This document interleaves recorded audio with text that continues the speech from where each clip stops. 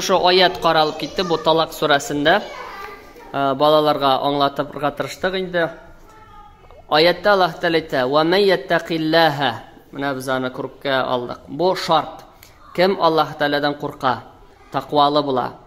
Аллаһ Тәаладан куркуга бик күп мәсьәләләр керә. Шулык намаз, Аллаһ Тәалага ышану, үзе ураза, закат, хаҗ кебек, әти-әнине тыңлау, изгелек, игелек кылу, башкаларга ярдәм итү, бөтенесе дә тақвалыкка керә.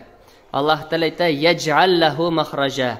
Аллаһ Тәала аңа менә бер дип куйган махраҗа, һәрбер чыгып булмаслык эштән, мәшәкатьтән чыгу юлын насип итер ди.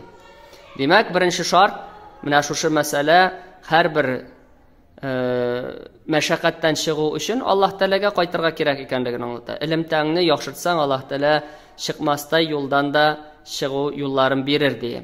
Ва ярзукху, һәм икенче бонус дип әйтик инде, ризыкландырыр аны мин хайсу ла яхтасиб, көтмәгән җирдән ди. Ризыкландыру мәсьәләсе, бүген инде без аңа мисалларны күп китердек. Әйтергә кирәк, балалар алдагы елларга караганда намазларда тыныч укыйлар, бик нык үзгәргәннәр, әлхәмдүлилләh. Һәм бер кардәш чыгып китеп, кире кирип, һәрбер балага бәләкәй генә сникерслар алып кирип бирде.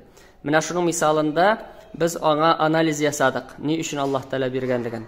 Һәм ва ярзукху мин хайсу ла яхтасиб, Аллаһ Тәала аны көтмәгән җирдән ризыкландыр дигәнгә, ни өчен менә бу ризыкландыр дигәнгә ар-раззак дип язып куйдык. Чөнки Аллаһ Тәала ризыкландыручы, ул диңгездәге китне дә, бәләкәй генә микробны да, кешеләрне дә, бөтенесендә Аллаһ Тәала ризыкландыра һәм Аллаһ Тәаләнеке кимеми. Менә бу әйберне инде аңлатырга тырыштык һәм тагын бер кат тыңлатсагыз яхшы булыр, балалар сеңдереп калсыннар өчен.